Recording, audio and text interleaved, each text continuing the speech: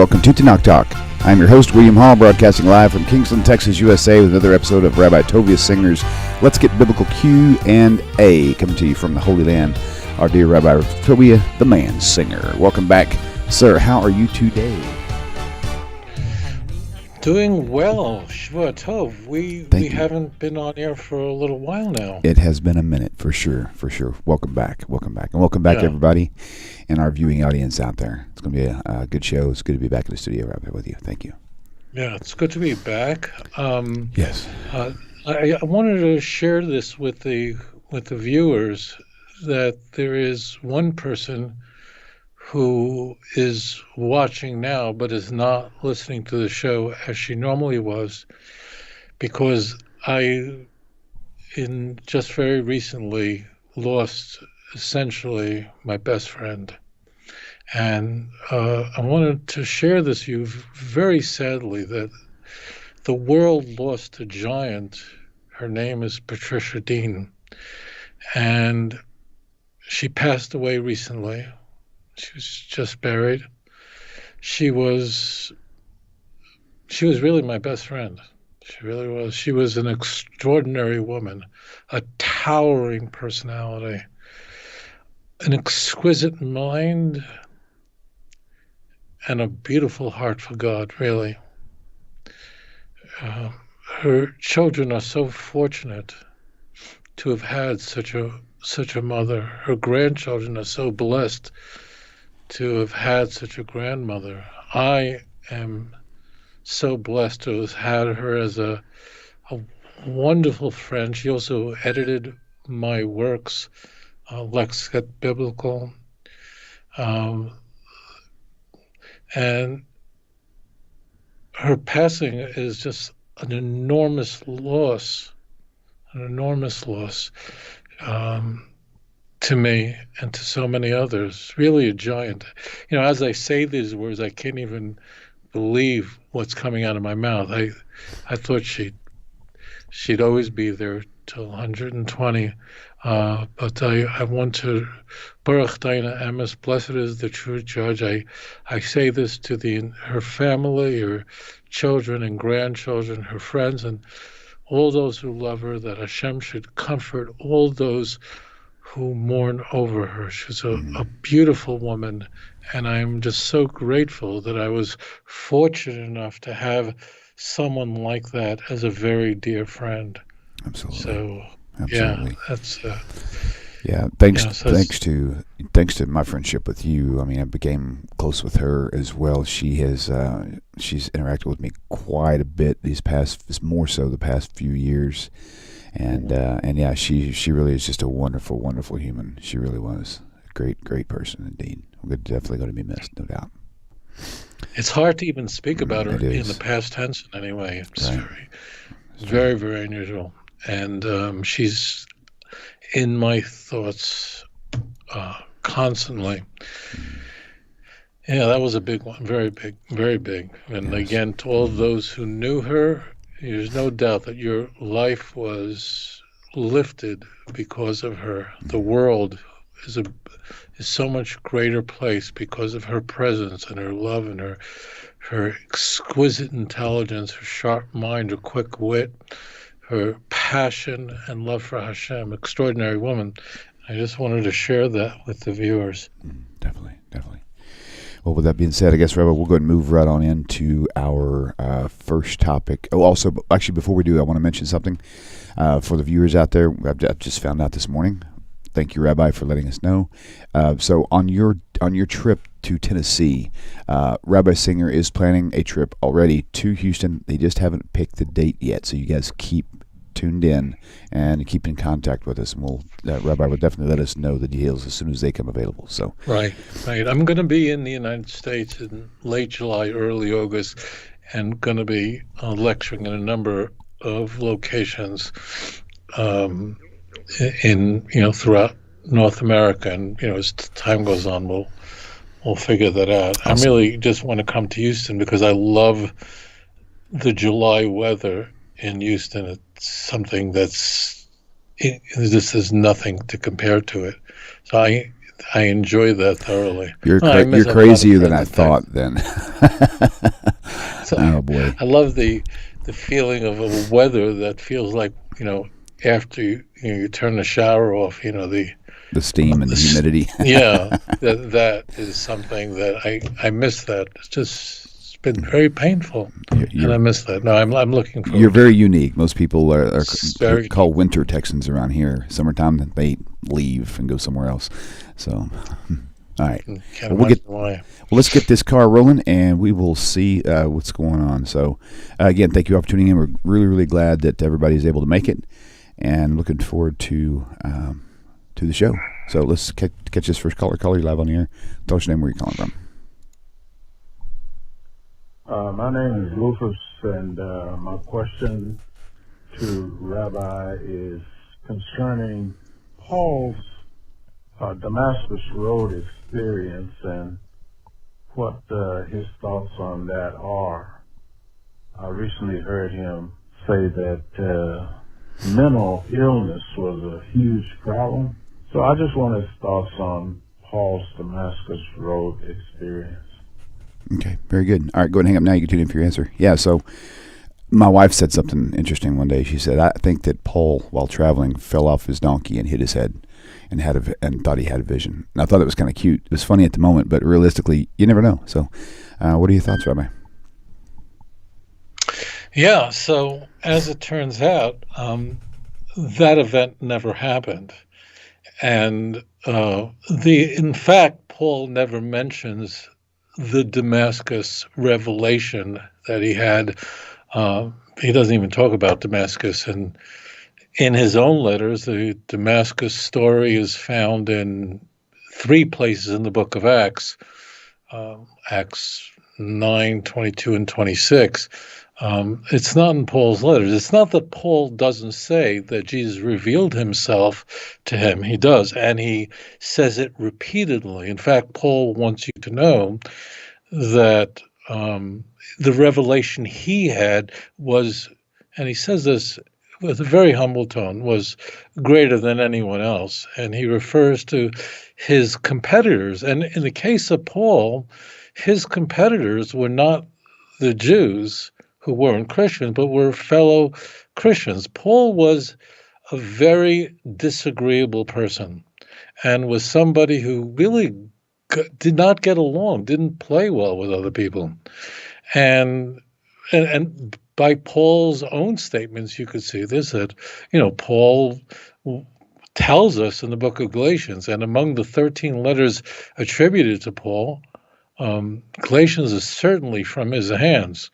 In the book of Galatians, chapter 2, he brags how he told Peter off to his face and showed how he was a hypocrite and wrong. And that was very important to bring out and to mock the other apostles as the so-called pillars of the church. The point of Paul here and in other places is to point out that he is superior, his revelation is superior, because what he has is directly from Jesus. And he's going to repeat that not only in Galatians 1 and 2, in Philippians 3, he was a Pharisee of Pharisees, he was the smartest guy in the class, and he does talk about him persecuting Christians, and that I don't doubt, meaning I don't doubt that Paul was just someone who was just, you didn't want to have dinner with, who was just a very disagreeable person.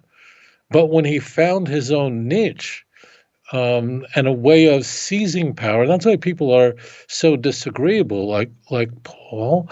So then his adversaries became fellow Christians. This is not me saying this.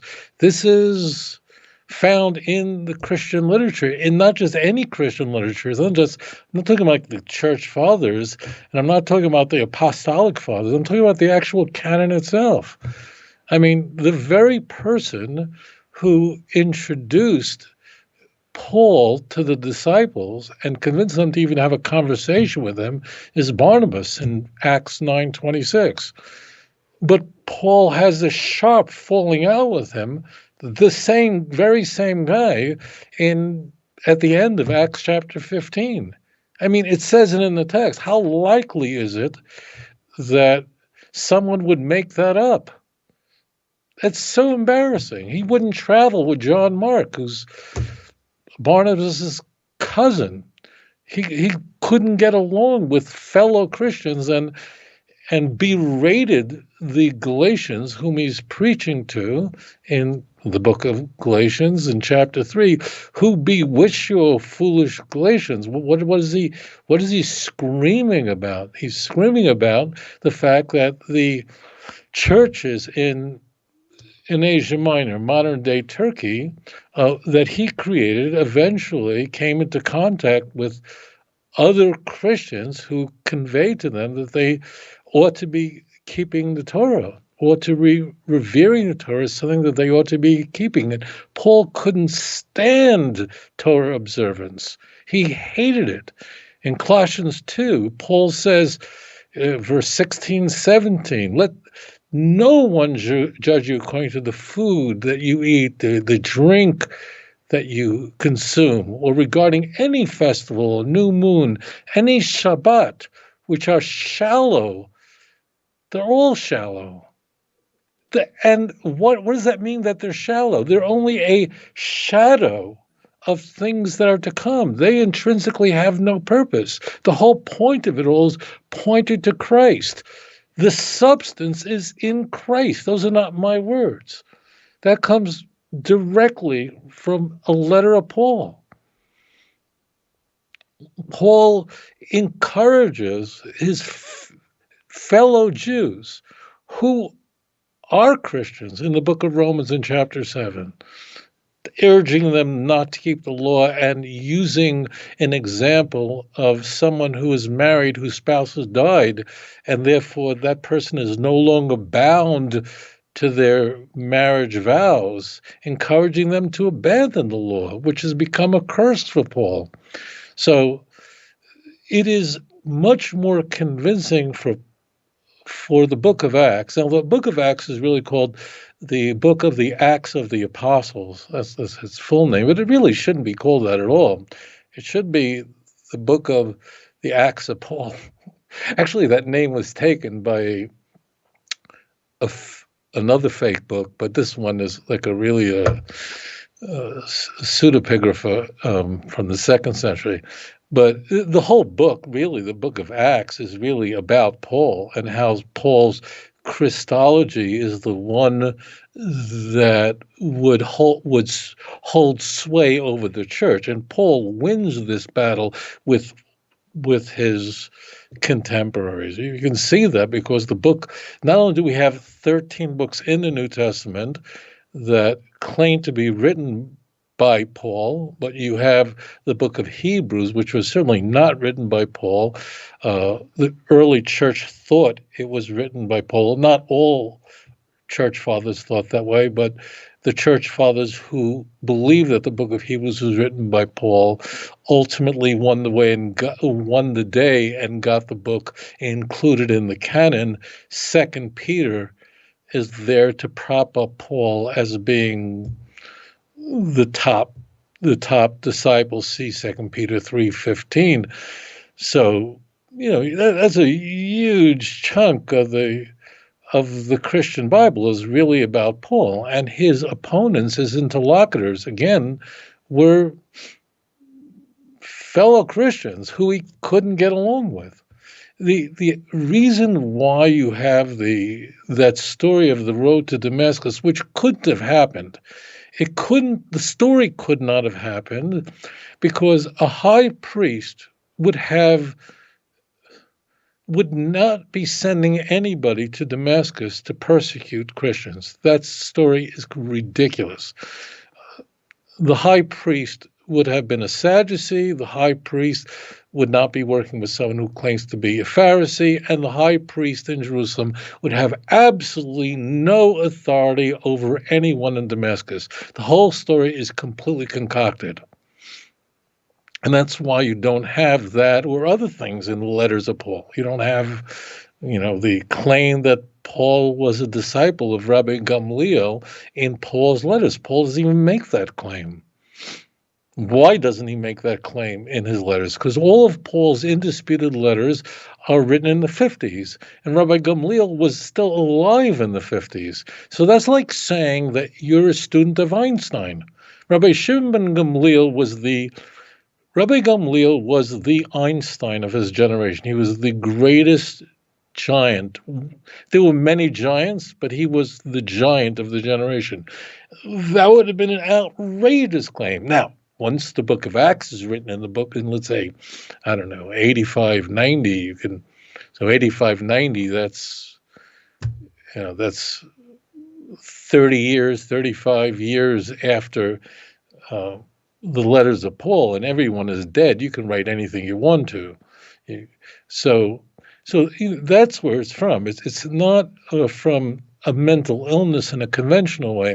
And I think I know where the caller is coming from, because I've said in other shows that I can't prove this, but when you take all the information, gather all the information together we find in the Christian Bible, it's very hard to weed out anything that's true. Like, how could you look at a book that is pregnant with fiction, overlaid with mythology?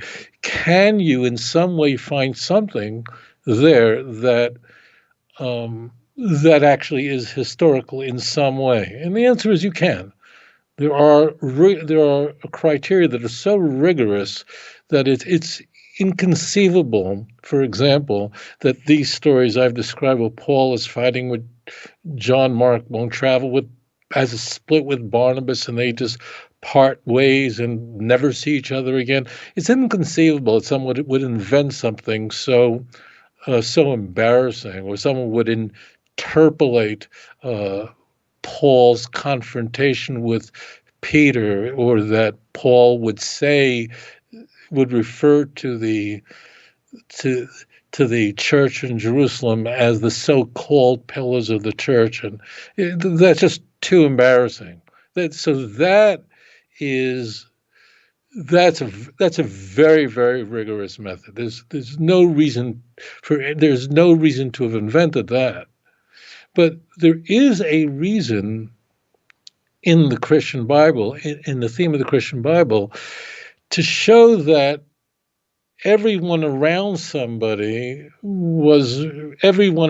Jesus didn't like Jesus. Their opinion was they didn't like him. So, a prophet is not without honor except from his own countrymen. The fact that the theme goes on in the Gospels constantly. He came to his own, but they received him not. That you're going to find a lot. And Jesus' own family thought that Jesus was crazy. His mother and his family, his siblings, thought he was nuts. It says that in the book of Mark in chapter 3. Look it up for yourself. Mark 3:20-35, which presents an astonishing conundrum, because why would Jesus' mother think he's crazy, beside himself, wanting to drag him away from his followers, when his mother would be the only person that could be certain that Jesus was the Son of God, because she had a conversation with the angel Gabriel when she was told that. If anybody knew that she was a virgin, she would know it. No one could be more sure that she was Matthew and Luke couldn't know that Mary was a virgin. They could want to persuade their readers that Mary conceived while she was a virgin, but they couldn't see that she was a virgin. They couldn't. Actually, that problem comes up a little bit, so it's sort of covered in a non-canonical work called the Proto-Gospel of James, with actually where Mary's virginity is actually tested by Salome. But that book, although very influential in the church, didn't make it into the canon, but it made it into the brains of billions of Christians throughout the world. So, the idea that, Jesus would be born in a barn or in a manger, so that, that theme comes up a lot. So the idea that he came from the other side and then finally got it, that's a theme running in the New Testament. I mean, that's having women testify, being the only people that are friendly with Paul and testify to Jesus' resurrection. I mean, that would fit the theme in the Christian Bible. And what I had mentioned about Mary Magdalene specifically, there are a lot of Marys in the New Testament, but that Mary in particular is that she's very striking, and we're looking for the anomaly. You're looking at an X-ray, you're looking at an MRI, you're looking for things that don't fit. And what's very striking about that Mary in particular is that she's so prominent in the Passion narratives. She's actually front and center in the Passion narratives. In fact, the Gospels don't agree on which women were present at the tomb Sunday morning.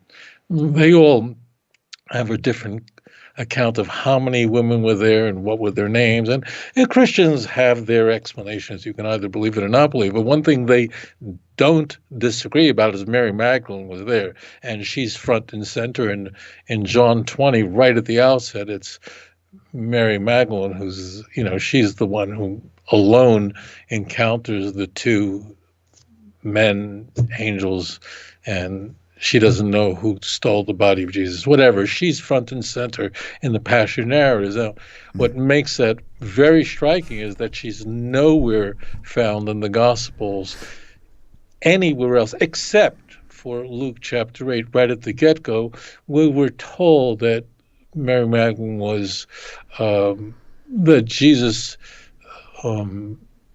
cast out of her a whole 7 demons. And that very likely meant or could point us in a direction that if people had demons, in the ancient world, they didn't know about mental illness. They didn't understand about what schizophrenia was. They didn't understand what psychosis was. They didn't know that. And people then, like today, suffered from this terrible chronic disease. Today, these ailments can be treated. They're chronic, but they can be treated with a whole sort of medications, a whole range of medications that really can help these people cope and sometimes really thrive. But in the ancient world, they didn't even know what this was. And there were people who struggled with this. And in the ancient world, they thought that these people were demon possessed. So it is possible, I can't know this, but it is possible that when Mary Magdalene is the one who's suffering from a demon possession, that she's probably the one, given that she is so important in the Passion narrative. She's so prominent in the Passion narratives. So she appears 11 times in the Passion narratives, and she's front and center, and just nowhere else. There's nowhere in Matthew except for the Passion narratives, nowhere in Mark except for the Passion narratives, nowhere in John except for the Passion narratives, and Luke, we have her one time in chapter 8 because she's vexed with these demons. So that anomaly points us in a certain direction. But I don't think that's the case with Paul. I think Paul was just a very disagreeable person. Paul was someone who could not get along with others, and it was because Paul wanted power. And the only people Paul got along with in the New Testament is really women. Women were his companions who were around him constantly. And I think the reason for that he got along with women so well is because women didn't threaten him. In that kind of a society, women would not have opposed him, would not have expressed their opinions against him. But he's just one of these very disagreeable people who we could see his enemies, those who disagree with him, were fellow Christians who held a very different Christology. Now, to add to his credibility, not only is he going to advance the notion that he was the smartest boy in the class, which he says, and he was zealous for the law, far beyond any of his peers. He admits it himself. But, if you add to that I'm a hostile witness and I, persecuted Christians, well, I understand that. He probably thought that he probably opposed Christians prior to his Christian life. But when he found out that he could have power and a strong leadership position as a Christian to get Jewish people and then Gentiles, more importantly, away from keeping the law, so that would explain everything. And that's why, as an example, when we go back and visit Acts chapter 15, where at the end of the chapter we find that Paul and Barnabas part ways for unpleasant reasons. But Acts 15 is much more famous because of the ecumenical council that occurs earlier on in the chapter, where Christians gather together to settle a problem in the early church, where some Christians, this would be a very early church, a very primitive iteration of Christianity, believed that if you wanted to be a Christian, you had to become a Jew first. You had to be circumcised. You had to keep the law in order to become a believer in Jesus. I mean, to be a Christian, we're going to use the word Christian now, even though there's nowhere where Christians call themselves Christians in the New Testament. We need to use conventional language. So it's not that Christian is not mentioned in the Christian Bible. It's mentioned 3 times in the New Testament, but in all of those 3 occasions, it is a term not used by Christians. So, but we're going to use that term. So as it turns out, that the earliest Christians thought that, well, if you want to become a believer in the Messiah, you had to become a Jew to be a Christian. And it was resolved that Paul's way was the way, and everybody is on the same page, and that's why that would contribute to 2 Peter 3:15.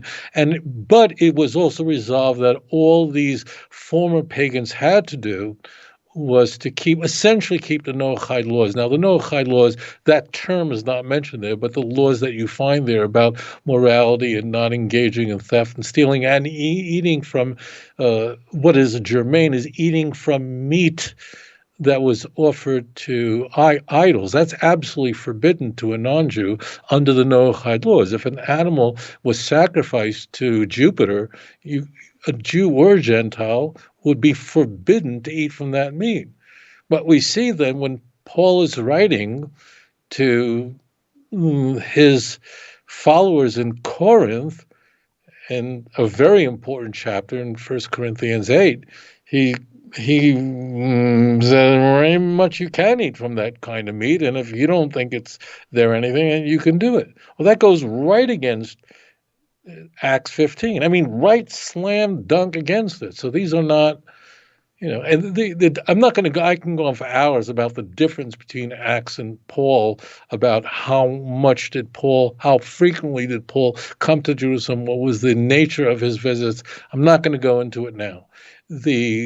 The idea of that Paul had this revelation on a road to Damascus sent by the high priest in Jerusalem was invented along the way, and that's why you don't see that in Paul's own letters. He surely would have, if Paul thought that he had a revelation on the road to Damascus sent by the high priest, like Paul doesn't mention that story.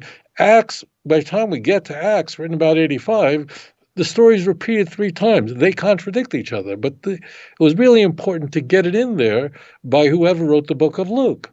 So, no, the story never happened, but I don't attribute the Paul's supposed revelation on the road to Damascus to mental illness in a sense of psychosis that I do attribute to Mary Magdalene, who I think was the first person to have that, to feel like the person who she adored visited her, and I think that she's the one who went around convincing everyone that Jesus appeared to her. I don't attribute that to Paul. Paul is just a very disagreeable person, but that type of story was typical mythology in the ancient world, and eventually it gets applied to Paul and makes its way into the Christian canon by the year 85, thanks to the author of the book of Acts. Let it be that we should come to a time when the world will realize that this is all nonsense. The teachings of Paul are an anathema to the prophets of Israel, and we should see the coming of the true Mashiach, b'mheira b'yameinu, quickly in our time. Great question. Awesome. Yes, very good question. Looking forward to more of just like this, Rabbi. I've heard so much strife, I think, that Paul has created in his entire journey. If he had accomplished anything, it's more confusion than anything else. That is for sure. Caller, you are live on the air. Please tell us your name, where you're calling from. Is that me? You are live on the air, yes, sir. Okay. First of all, it's always an honor to speak to my Rabbi Tovia Singer Shlita. Welcome, Svi. And a question occurred to me this Shabbos. We just finished Pesach, and I wondered if there's any connection between the sprinkling of the blood of the Korban Pesach on the doorposts and the lintel in Mitzrayim, in Egypt, and the sprinkling of the ashes of the Paraduma, both using hyssop or azov. Is there any such connection between those two ideas? Especially since the plant is considered to be, I think it's also part of the incense as well. I hope, I could be wrong on that, but I think I remembered seeing that. So is there a connection between those two ideas? And possibly could those thoughts be used in counter-missionary arguments? Thank you very much, Rebbe. Okay. And I will hang up and listen for your answer. Thank you, Svi. We'll talk to you soon. Appreciate your call. All right, Rabbi. All right, so let's try to figure out what happened in the case of let's go back to the Exodus. I mean, after all, we're now between Passover and Shavuot, between Passover and the festival of the giving that marks the giving of the Torah at Mount Sinai. Let's think about what really happened there. And people, I think, often when reading the Torah, sort of read it in brackets and segments. And let's try to figure out when Hashem says to the children of Israel that they're to take a lamb. This is an animal which the Egyptians regarded as God, not the God, but one of many gods. They were sacred to the ancient Egyptians, and harming a lamb was considered a capital offense. Demonstrate that you have the faith that your forefathers once had, and there's no doubt Abraham is here in mind. And I want you to slaughter the animal on the 14th day. I want you to put the blood, using hyssop, I want you to put the blood around the doorway. Stay inside. Gird yourself, prepare yourself. And in that room, have your loins girded, your sandals on, and be prepared. So imagine you're in a room, you're in a very small place, and in that small place, with only one opening, which has blood around it, that's the only safe place to be. Everywhere else, there's death. But in that small place, that's the place where life exists. And there's only one opening, and that opening, there's blood. And be ready to leave in a moment. The speed of your birth is so important, carries so much importance in the Torah, that an integral part of our observance of Passover is found in Exodus chapter 12. That the dough didn't have time to become leavened, because so quickly you were shot out of this opening like a cannonball. You shot out, that the dough didn't have enough time to rise, and we eat the matzah for that reason. I mean, if you were writing the book, if you were wanting to convey the story, is really, would you make the matzah to be the central theme of redemption, a core part of the ritual that marks one of the greatest events in human history?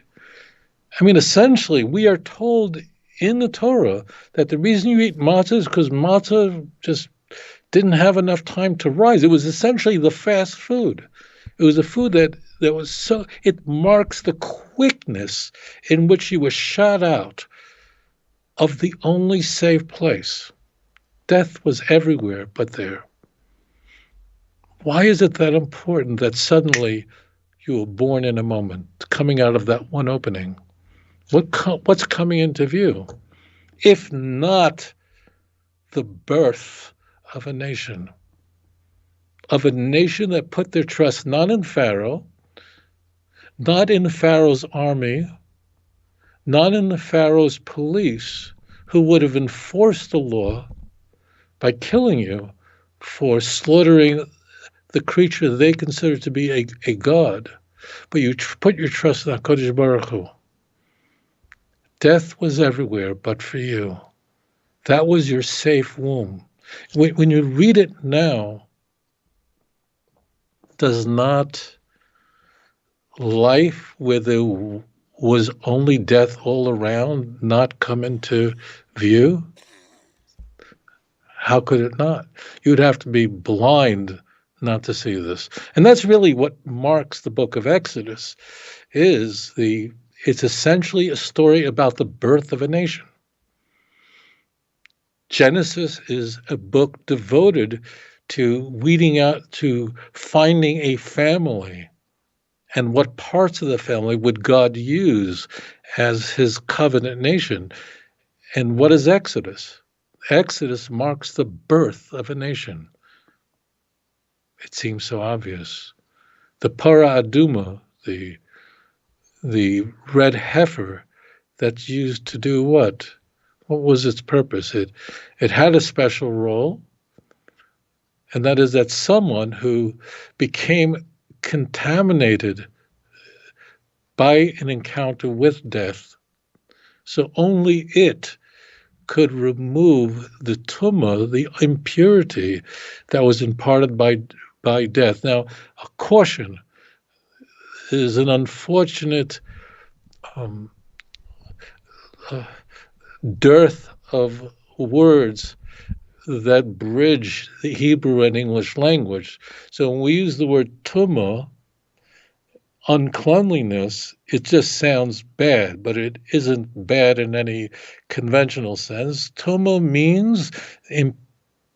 doesn't mean bad in itself. It means where life once existed, and then where Kedusha once resided, means holiness once resided, and then it departs, or the potential for life existed, but that it departs, it creates a spiritual vacuum, and that vacuum is tumah.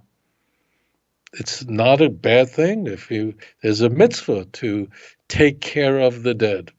If a person's traveling in the wilderness and encounters a dead body on the way, even the high priest, who ordinarily would not be able to come into contact with the dead, a priest like myself who's not allowed to come into contact by the dead, this is a mitzvah, this is a mace mitzvah, so it's a mitzvah to care for the dead. But as it turns out, when you come into contact with a dead body, you have to become cleansed in order to eat from kodshim, in order to eat from sacred food. So somehow that life had to be restored, or the tumah had to be removed, the vacuum had to be removed. And therefore you find that similarity. So there's unfortunately no English word that properly conveys this, but that's why tumah exists, meaning it's called impurity, exists. But what impurity is in the Torah is a place where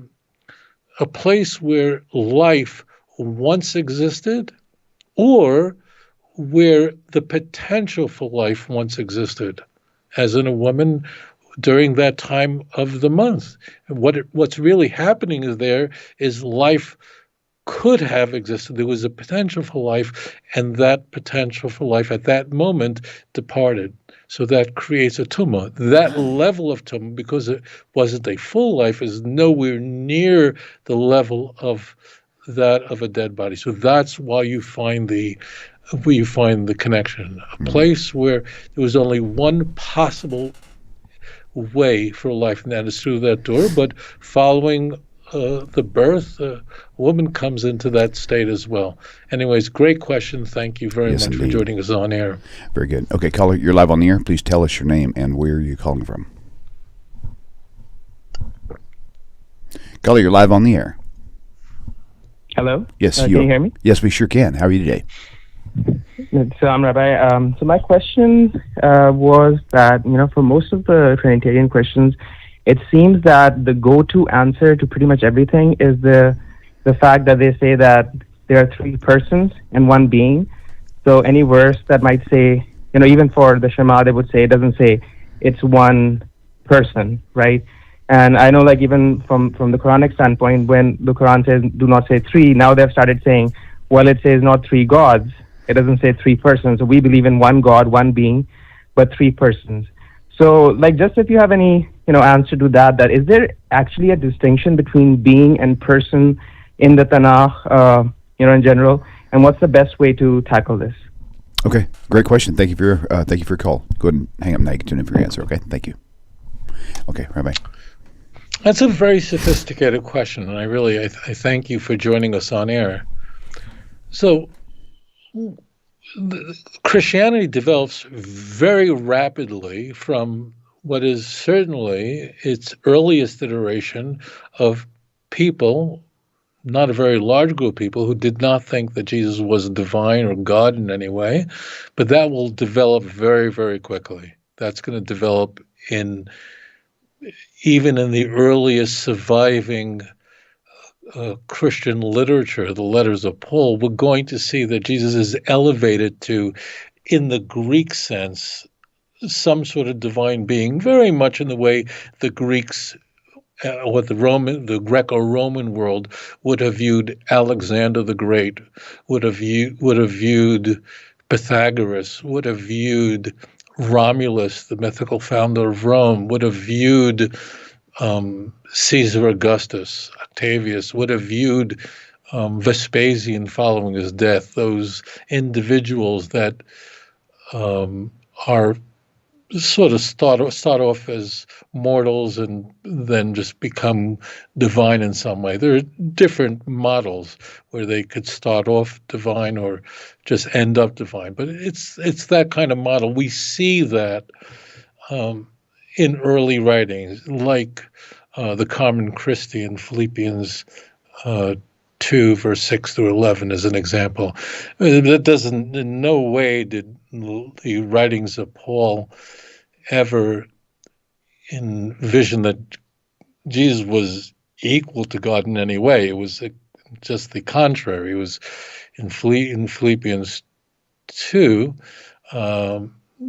Paul is encouraging others to be like Jesus, who didn't take what didn't belong to him. The key word is our pargmos. He didn't seize what didn't belong to him. And because he humbled himself, God elevated him and gave him the glory that is given to God in Isaiah 45. The whole point is he wasn't that, and God had to give him that. And that kind of thinking wins the day. And the earlier Christians that we have a record of only by their opponents of Ebionites, as an example, of Nazarenes, and we have nothing that survives from them. It's their enemies, so we have to filter it. But they would have opposed that completely. And again, in Mark's view, that's Jesus becomes the Son of God at his baptism. It's an adoptionist view, and that's why when the voice from heaven comes out, right at Jesus' baptism, following the incipit, the voice says, "You are my beloved Son," second person, as opposed to Matthew's baptism scene where it's third person. "This is my beloved Son." It's not that the contradiction is not material, it's not germane here. It's enlightening because it's the theology that changes. In Matthew's view, Jesus was the Son of God from his conception, not from his baptism. You can see the Christology moving up and up and up. And what happens later, the reason why this is so important is that all these people are stuck with the Jewish Bible, meaning that all these early Christians believe that the Jewish Bible was the Word of God. Not only that, the claim of the early church is that it is the Hebrew Bible, specifically the Torah, the prophets, and the Psalms, which means the writings are the very source for which you should believe. It's the foundation for which you should believe that Jesus is the Messiah. See Luke 24, verse 44. I mean, right there. You can also see that the church later would change the order of Tanakh, the Hebrew Bible, for reasons that are beyond the scope of this presentation. So what happens is that the Christianity is developing, and Jesus' status is moving up really fast. When we get to the book of John, we're introduced with the prologue that takes Jesus' status so high that he is now the Logos, and he didn't become the Son of God at his conception, as Mary is told in the Annunciation by Gabriel, but rather from the eternal past. He's not equal to the Father. He's not the same as the Father, and people just don't understand John 10, 30, and 31. Just forget that. He's not, but he is his status is much higher. And Mary, the mother of Jesus, becomes problematic in that she's no longer, not only isn't she necessary to the story, but she becomes an annoyance to the story. That's why of the four Gospels, the only Gospel that deliberately does not want to even mention the name of Jesus' mother is the book of John. That's not an accident, my friends. That was done deliberately because she's the problem. And we're introduced to Jesus' mother in the second chapter of the book of John at the wedding in Cana. Jesus speaks to her derisively as, "Woman, what do I have to do with you?" when she's alerting Jesus to the problem that there's plenty of water at the wedding, but there's no wine. What do you mean, what do I have to do with you, woman? The point is, what do I have to do with you, woman? That's the point. There's a subtext that's much more important than that disrespectful remark. It's like, what do I have to do with you? I'm from the Logos. You weren't. That's why there's such a disparity between the way Mary, the mother of Jesus, present us in the infancy narrative of Luke and how she's present us in the book of John. And they're only written 10 years apart. But it's a completely different Christology, and it's a completely different view of Mary for a reason. And that's why Bethlehem and being born in Bethlehem is really not important to John. It's so not important to the writer of John that in John 7, when people are questioning whether Jesus is the Messiah, someone asks the question, well, doesn't the Messiah have to be born in Bethlehem? Now, the writer of the book of John should have said, yeah, he was born in Bethlehem. Go look at Matthew and Luke. He leaves it unanswered. Like, why doesn't because the point is, don't answer it. Because you don't get it. Where he's born is not important because he's from, okay. So that's one part you have to keep in mind. That Jesus' status, divine status, is moving up higher and higher as we chart the writings of the New Testament. As we move further into the writings of the Church Father, he becomes full-blown God. Ignatius, essentially our earliest Church Father, early 2nd century, he's referring to Jesus as God directly. He's moving up. But you have a problem if the Father is God and Jesus is also God, and Jesus is talking to the Father, and worse, he's asking the Father questions, and worse, he's asking him, why did you do this to me? And worse, he's going, we have different wills, and please take this cup not of my will, but of your will, in the Gospels, in the Passion narratives, and he's crying, pleading, like, get me out of this situation. What do you mean, get me out of this situation altogether? Because you already predicted this. It is so convoluted, but I want to explain what's happening here. So you have a huge problem. That is, that how do you maintain that there's one God? Because you're stuck with the Jewish Bible that conveys that Ata hareis ladas ka Hashem hu Elokim, that you are required to know that Hashem is God. Ein od milvado, and there is no one else. There is nothing else. There is no other person. There is no other being. There is nothing else. Deuteronomy 4:35. How do you merge that together? They're not compatible with each other. The supreme opponents of Christian doctrine, all the prophets of Israel, who stated, Zichru Rishonis Me'olam, remember all the things from all the past, Ki Anochi El, I am God. Ve'efes kamoni, and there is no one, there is nothing like me, nothing. There is nothing, there's no person, there's nothing like me, nothing. Why would Isaiah say that? In chapter 46, verse 9. If Isaiah believed in the doctrine of the Trinity, there is nothing else, there's no one else. So this becomes a very big problem for the church. Ignatius did not have the intellectual requisite understanding. He didn't have the deep mind that other church fathers would have to try to solve this. So he just pronounced Jesus to be God, which he does. He's a famous guy for a lot of reasons that I mentioned. He's also the guy who came up with the Catholic. I mean, he's the guy who spearheads the idea of celebrating Sabbath on the celebrating Sunday. He's a really bad guy. He did a lot of damage to the world.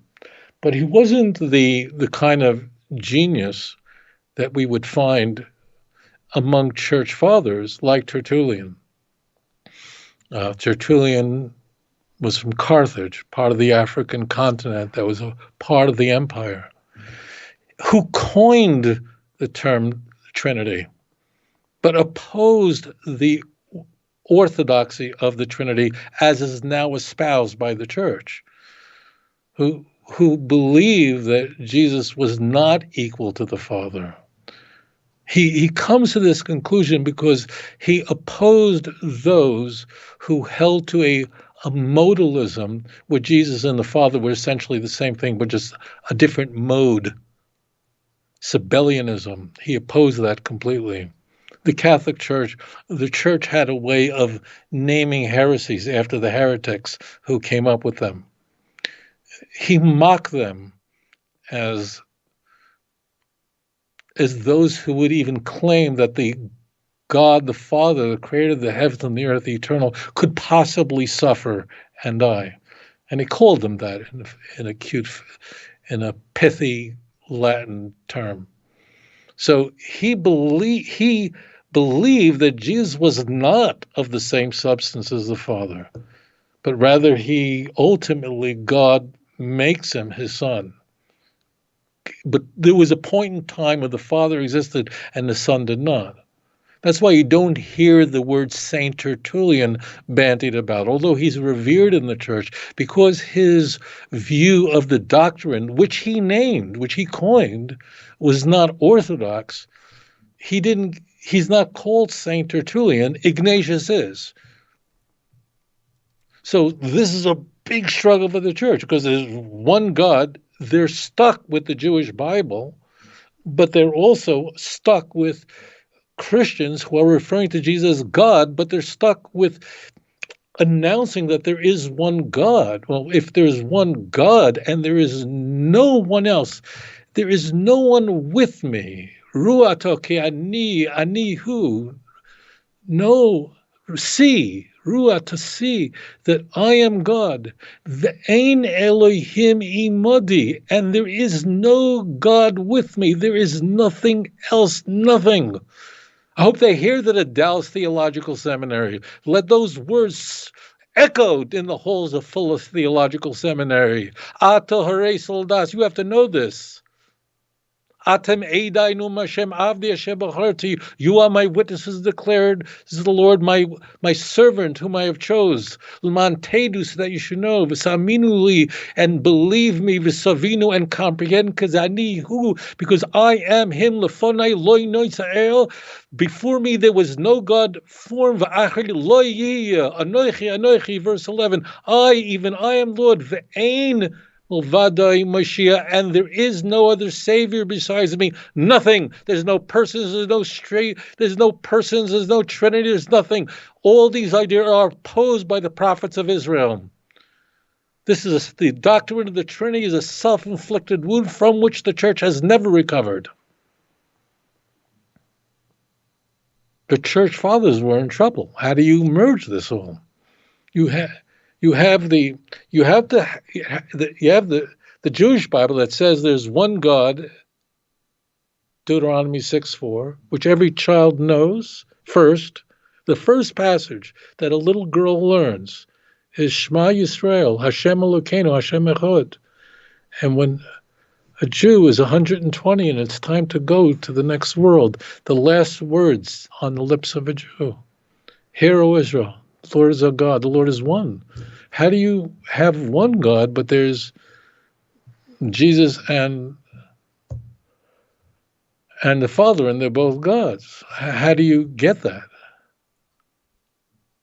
There would be an even smarter church father, probably the brightest Christian theologian and apologist that ever lived. His name is Origen, 3rd century. And he really was quite the intellect and tried to solve this. I have an entire chapter just devoted to this in volume 1 of Let's Get Biblical. He tried to solve this. He also did not believe that Jesus and the Father were equal. I mean, look at John himself, a higher Christology. The Father is greater than I am. I mean, why would Jesus be saying that? So Origen advances the idea that if you take a piece of metal and you put it in a fire, the metal becomes glowing hot and becomes so hot and glowing, burning hot that it essentially takes on the property of the fire and could do what the fire does. But ultimately, it receives that heat from the fire, and that was his view of how to work this all out. So there's a interesting view, but it's still but this is very unsatisfying. And these ideas where Jesus was divine, yet he says can't be the Father, is problematic. So Christians have to develop essentially a whole new language of words which are not used conventionally. And one of those words is person. Because once you get to the 4th century and the Emperor of Rome converts to Christianity at the end of in the late fall of 312, after a successful victory which would make Constantine leader of the East and the West, and he attributes to that military success to the God of the Christians. He wants to unite the church under his leadership. One emperor over one empire under one religion with one doctrine. Well, how do you do that when Christians are arguing and want to kill each other over two major issues? And one of them is not which book in the Bible is the true canon. That's going to be addressed later on. People believe that because they watch the movie rather than read the book. The two big issues which were enough to divide the church was the issue of what precisely was the nature of Jesus. Like, what was he? Was he begotten? Was he, it's over a letter essentially in Greek, but was he God, equal, very God, a very God, very light, very light? The idea that was advanced by the bishop of Alexandria at the time. Nothing holy ever came out of Alexandria. Or was it, as Arius, a Christian theologian, same region, who held that, yeah, Jesus was divine, but he wasn't the Father. And most importantly, see, I use just normal language. I don't use weird language. I'm going to use normal language like the prophets did, because the point of Tanakh is to use language that everybody understands. And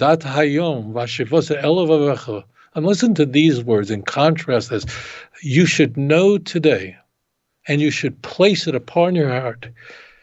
Ki Hashem hu Elokim, Deuteronomy 4, verse 39, that the Lord is God, Bashamayim imal, va'al ha'aretz mitach, from in the heavens above and the earth below. Ein od. There is nothing else. How is that for simple, conventional language?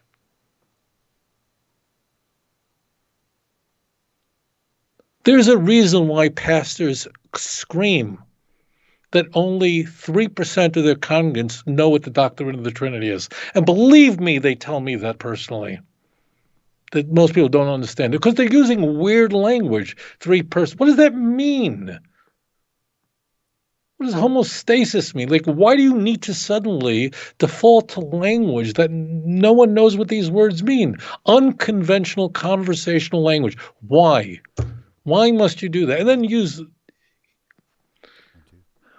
idiotic metaphors to explain the doctrine of the Trinity, like the three atoms that make up a water molecule, which are terrible for Christian doctrine, because hydrogen is not oxygen, and the egg is the yolk is not the shell. That's the point. So when people use these metaphors to try to use simple language, every one of the metaphors to which Christians appeal to try to make, it's not something complicated simple, to make a lie and a paradox simple, makes naked the filth of this dirty doctrine that is opposed by the God of Abraham, Isaac, and Jacob. So what you ought to be saying is, can we just use conventional language? Because one of the lovely things about the Hebrew language, and I'm talking about biblical Hebrew, is it's really small. It's a small language. Not even 9,000 words in all of the Jewish Bible. And the Jewish Bible is huge. More than 23,000 verses in the Jewish scriptures. It's enormous. And yet, if you know about 8,800 words, you know every word in the Jewish Bible. To further make this point, how much the God of Israel, who inspired the prophets, who inspired these oracles, He wanted to make sure that you didn't have to spend 10 years in some fancy university to have a relationship with him. If you know only 10% of the words of biblical Hebrew, 10% of biblical Hebrew, you understand 90% of Tanakh. If you know 5% of the words, that means all you know is about 450 words, Hebrew words, you understand about 80% of Tanakh. Why? Because the book was written so that anyone could understand. Not with these crazy words, person. What does person mean? It means, see, the words that mean nothing. So what you have is, you have a clash that has to be resolved at the Council of Nicaea. A clash between two views of Jesus' deity. There's another issue that has to be resolved in Nicaea, and that's when Easter, a day that emerges in the 2nd century as the holiest day on the Christian calendar, when should it be assigned? And Christians want to kill each other over that issue as well. Do we follow the Jewish calendar? If we do we follow the Synoptics' view that Jesus was crucified on the first day of Passover, or John's Passion narrative, which assigns Jesus' crucifixion to the 14th day of Passover, the eve of Passover? Do we to the Sunday of the week from that week? Don't have to win a kill. Do we follow Jews at all? And Constantine was a dirty, filthy anti-Semite. And it's very fitting that he should be the person who would preside over the Council of Nicaea, and his influence would transform this enemy religion of the God of Israel from a 5% of the empire from a local religion that would have disappeared to a world religion. Entering the 4th century, Christians made up probably 5% of the population. By the time the 4th century comes to a conclusion, it is estimated that 50% of the empire was Christian. That's not an accident, my friends. So what Christians need to do is either just use regular conventional language, just standard language.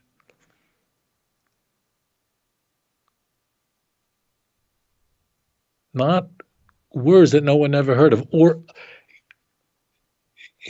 insert meanings into words that those words never use in conversation, in order to explain a paradox.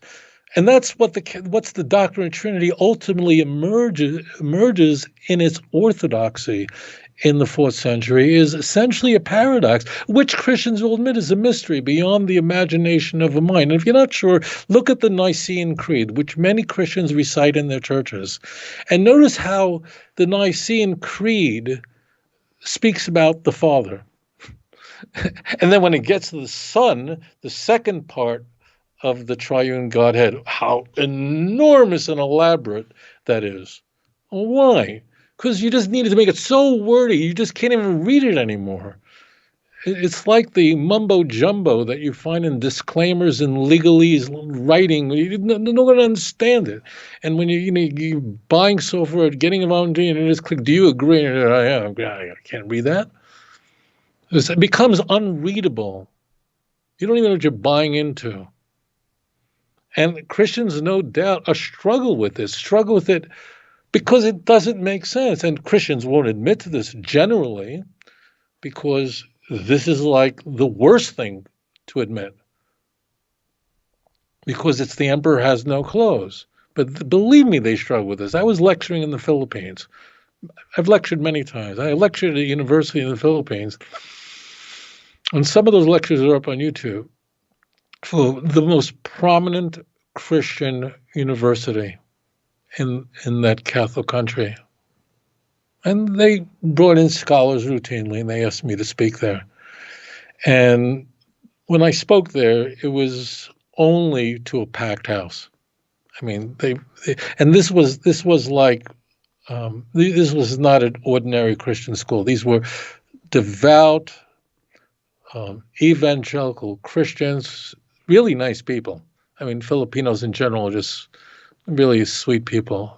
They and this was like really the best. I mean, you couldn't just And so it's full of graduate students, really top level. A lot of them were already ordained pastors doing postgraduate work there, and the place was packed with that. And here I was, an Orthodox rabbi, speaking in Manila at this most prestigious Christian university.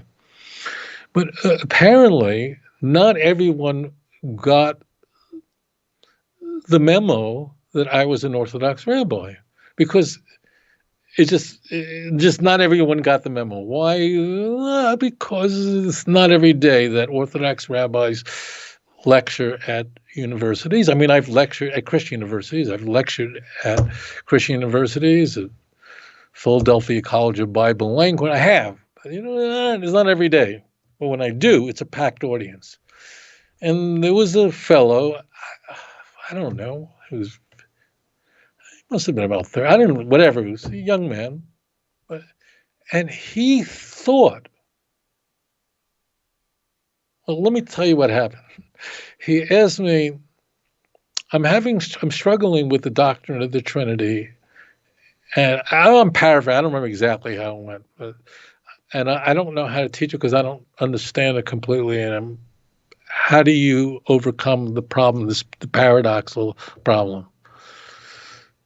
And it's very clear from that question that he thought I was going to solve that for him, which means that he didn't realize I'm an Orthodox rabbi. I don't know if he came late or he didn't understand the introduction, but he thought I was some sort of messianic leader, which are, there's a lot of messianic activity in the Philippines, as there was in Indonesia and so on.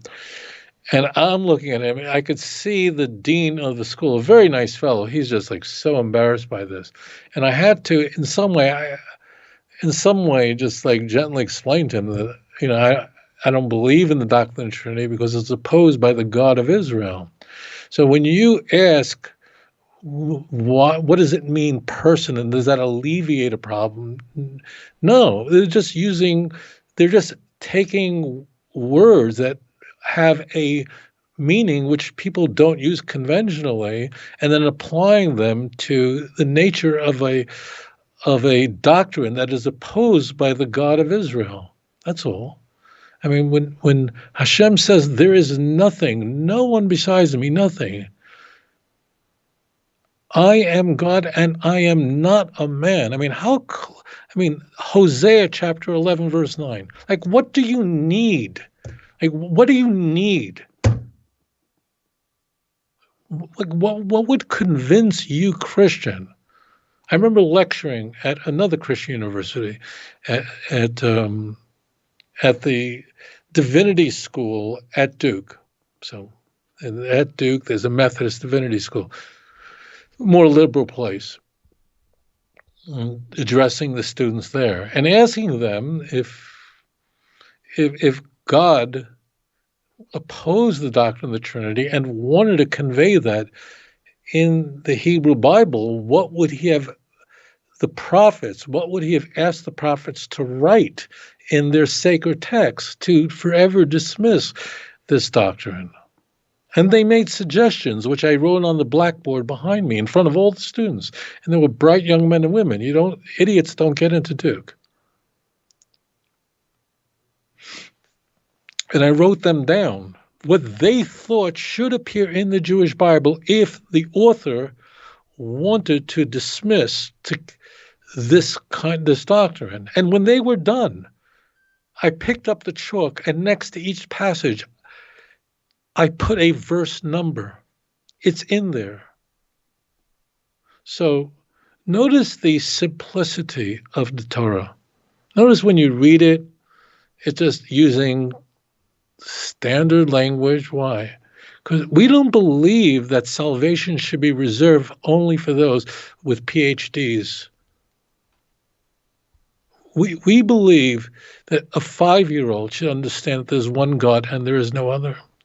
We don't believe it's just fancy people with fancy languages, with fancy diplomas. Those are the only people who have a path to salvation, because only they understand the doctrine of the Trinity and can worship God properly. Oh, no. We believe that the worship of one true God is for every person on earth, and it is available to every mind. And you don't need these geniuses like Origen and Tertullian to come up with these torturous ideas to convey the nature of God. So there's your answer. Your answer is you have to use weird language, non-conventional language to advance a sinful doctrine that has brought so much spiritual misery to the world. Let us hope that the promise of Isaiah, that the knowledge of God will cover the world as the water covers the sea, Isaiah 11, verse 9, will unfold and happen quickly in our time. Right. Thank you for that question. Okay, last question. Caller, you're live on the air. Please tell us your name and where you're calling from. Hello? Hey, is this Gustavo? You're live on the air, brother. Yeah, so I agree with everything he says, except that some Christians are like, let me go to the DSS and let me validate the scriptures through the DSS. Dead Sea They have Scrolls, problems in understanding that the DSS isn't an authoritative text. And the verse that they go to is Deuteronomy 32:8, where it says the ending is either sons of God or sons of Israel. And I would like you to expound on that, why there is a difference and what caused the difference, basically. Rabbi, you clear on that? Yeah, so this is I should turn today should become a holiday to celebrate that phone call. Yes, thank you. Thank you, brother. We should celebrate this moment for this sort of question. All right, go ahead and hang up now. You can tune in for your answer. Thanks for your call. All right, thank you, man. You bet. Bye. That's funny. Last call, guys. Last topic. Rabbi, take it away. Great one. Whoever you are, I owe you one. So let's parse this out. The Dead Sea Scrolls, 1947.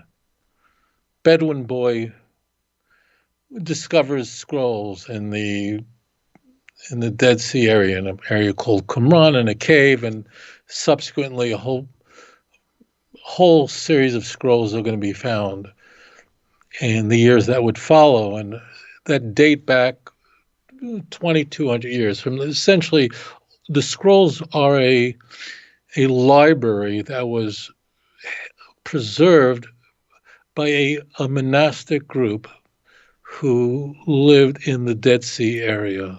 So it's a library. It doesn't mean it was all written there, but it was a collection from all parts. In fact, earlier than that discovery, before Muhammad discovered those scrolls, much earlier there would be a discovery at the end of the 19th century in ancient Cairo, of scrolls that actually that would have not the same content as all of them, but we'd find similar scrolls. So these were, so as it turns out, these are very important discovery, the most important archaeological discovery, for biblical archaeological discovery in the 20th century. No one would disagree. And its purpose is, there are many benefits of the scrolls, but really important purpose of the scrolls is, the most important of the scrolls is they demonstrate the veracity of our Hebrew Bible.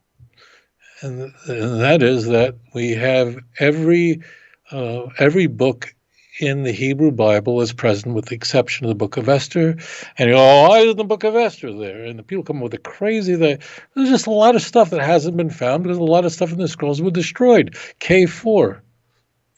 2,000 years. It's just shelves that collapsed and bat dung and that destroyed so much. So this is not, but here's the key. It's a library.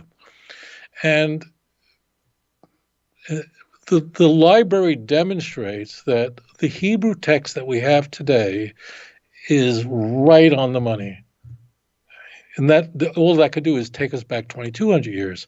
Now, that's not as far back as we can go. That is not the oldest stuff that we have. We have silver scrolls that date back to the end of the First Temple period on display at the Israel Museum. You can go and see there, and you have the Aaronic benediction from Numbers chapter 6. So people thought, Dead Sea Scrolls are the oldest. No, you go back earlier, okay, to the silver scrolls that were found right outside of the old city. 25-minute walk from me, and I'm there where it was discovered. All right, enough with that. Now, all that said, does that mean that the Dead Sea Scrolls are the most reliable source? The answer is no, because like a library, these are manuscripts. What does that word mean? Well, you can figure out. Written by somebody, handwritten.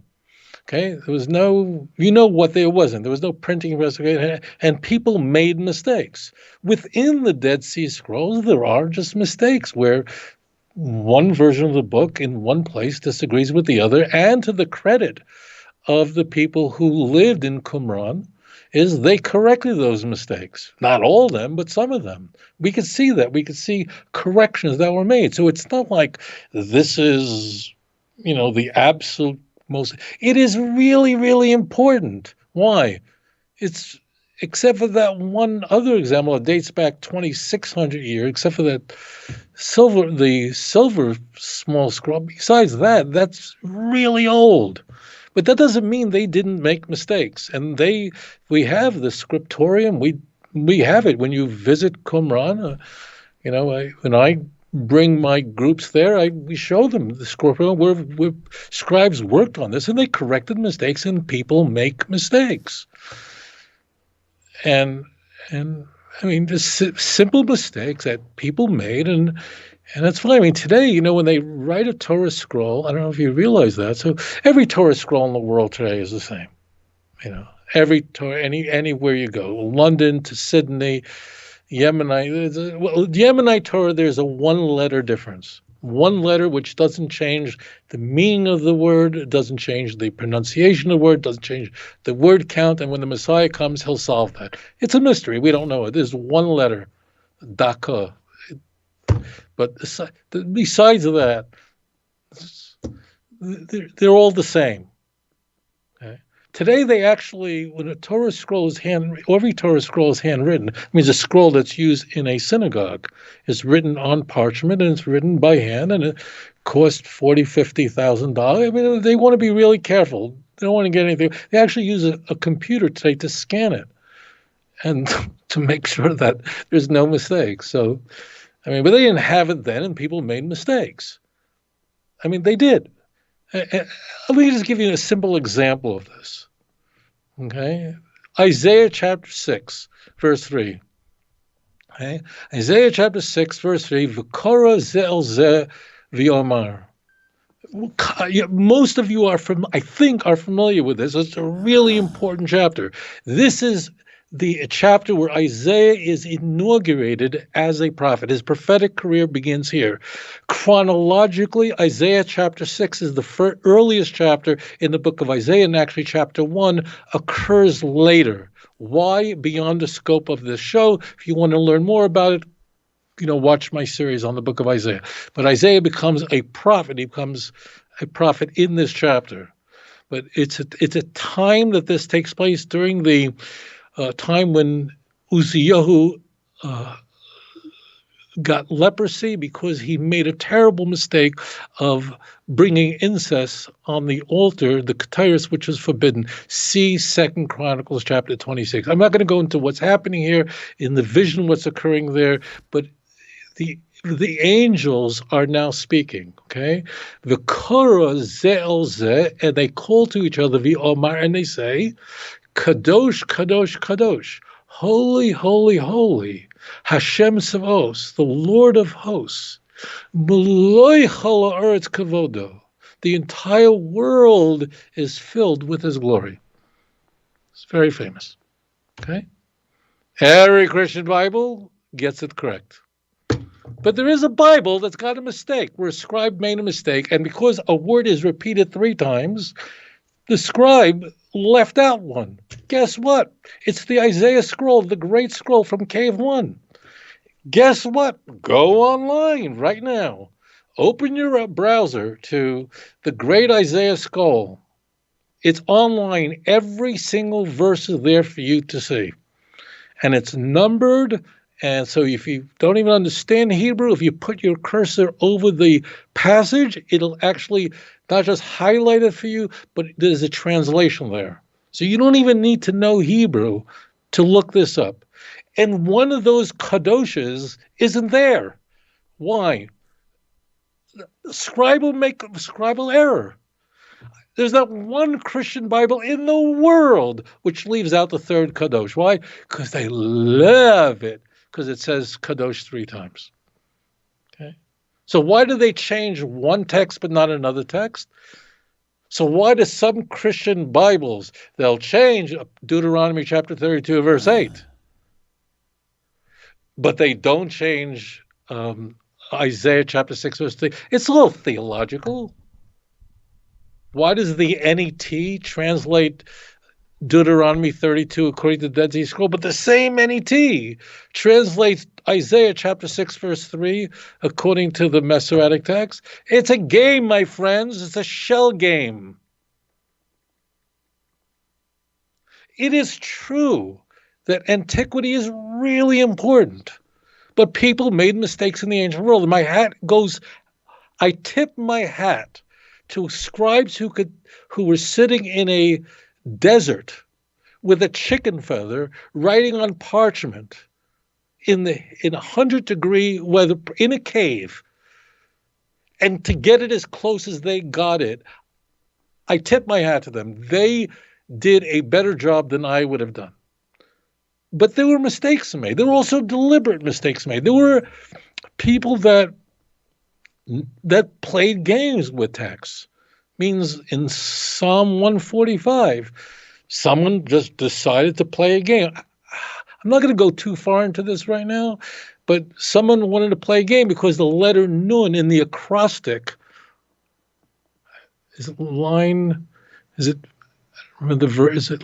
26? I don't remember, but it's the Nun. It doesn't exist. And it's an anomaly in an acrostic. You find the same thing in Psalm 34.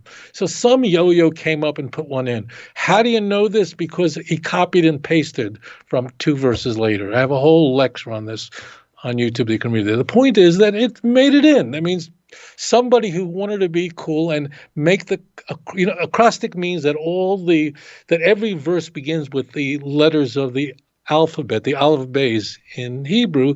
So it's a method. Now, if you really want to accentuate a certain word, a certain idea, you would leave one out.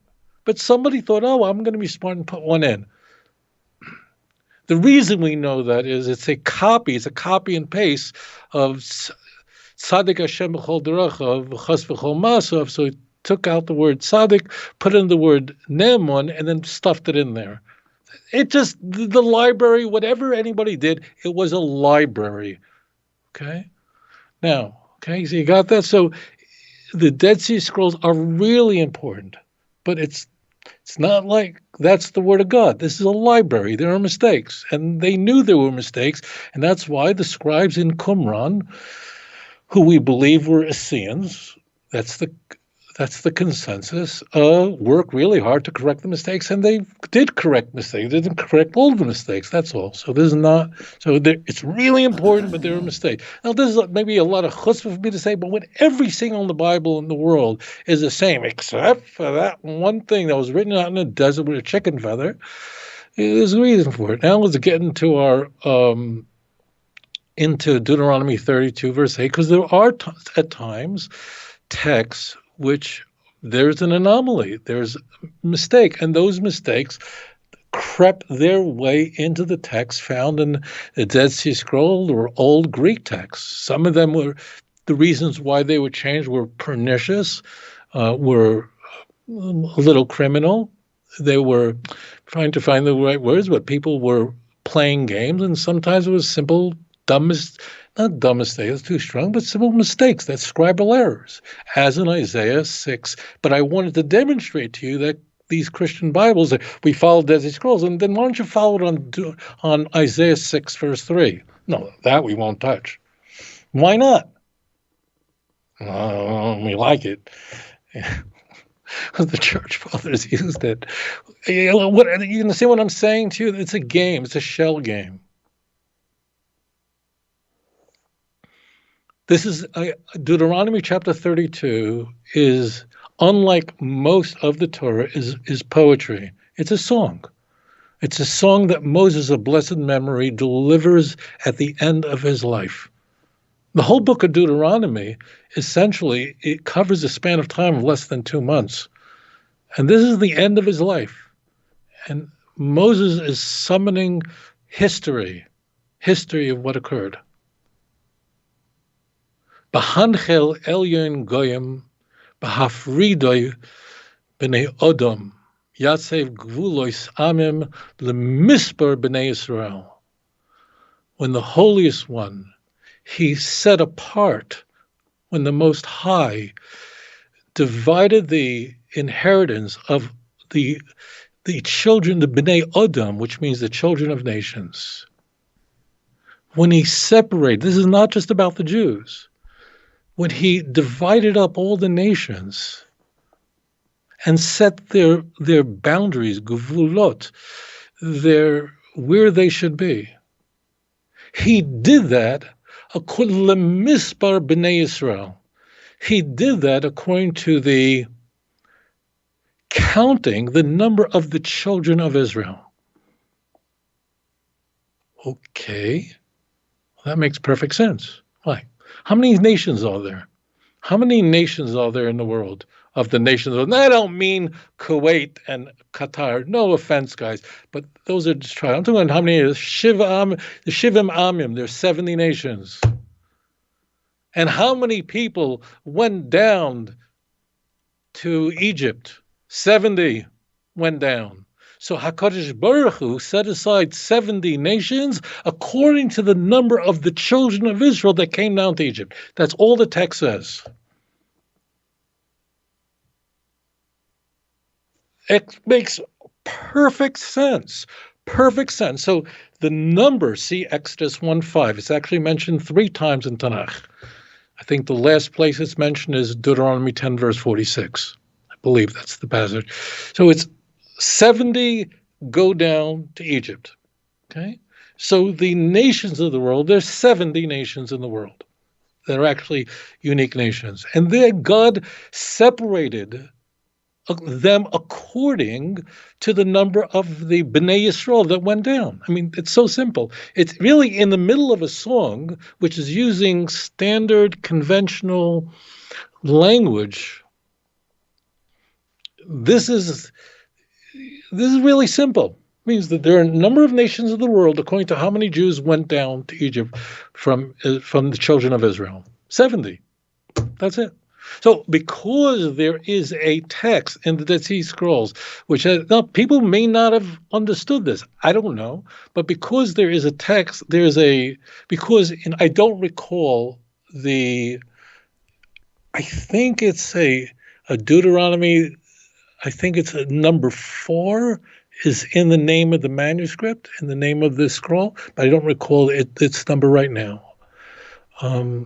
So because it says there, according to the heavenly assembly, so meaning like the angels, there's something, it said angels, it doesn't say that, and therefore, you see the Masoretic text is over now.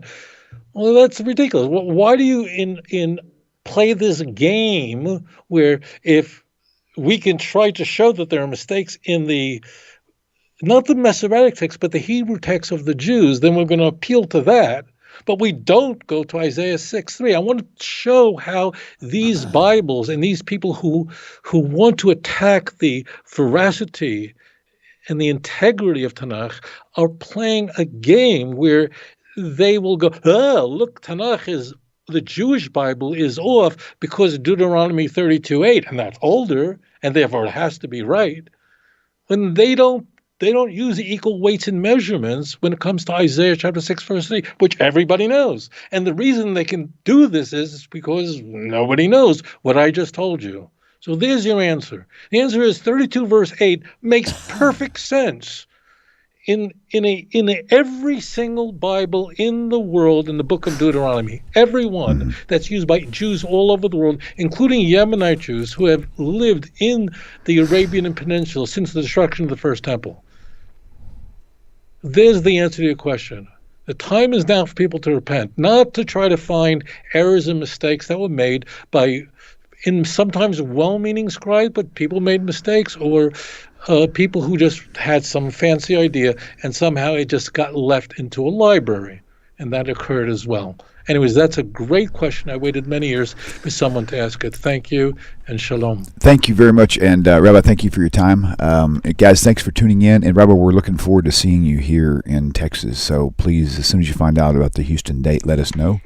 Well, I was talking with other people about getting you to Austin, but there's no really kosher restaurants in Austin, unfortunately. It's kosher HEB, but it's not, if you want to limit your food. If it's called Heb, yeah. and their cottage cheese has an OU on it, it's fine for me. Okay. It'll be good. We're going to be... Gotcha. Okay, good deal. Well, you guys have a great week. It's been good seeing you, Rabbi, once again. Always a pleasure to see me. Of course. You guys have a great week. Shalom, everybody, and we will see you on the other side. Take care. See you, Rabbi.